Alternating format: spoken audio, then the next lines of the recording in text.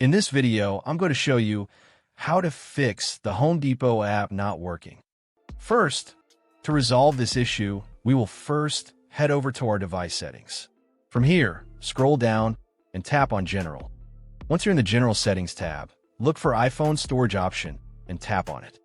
Over here, you can either search for the app or you can scroll down and look for it. Then, tap on the app.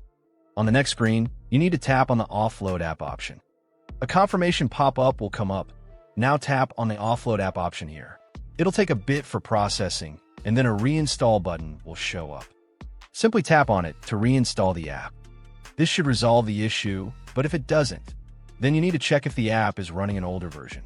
Head over to App Store. From here, double tap on this search icon in the bottom right corner, and then search for the app.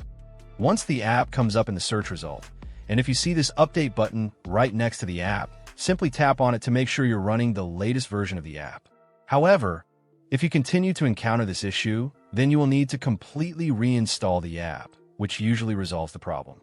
Head over to this screen the way we did before. And over here, tap on the Delete App option here to uninstall the app from your device. A confirmation pop-up will come up. Now tap on the Delete option here. Once uninstalled, open up App Store and search for the app in the search bar.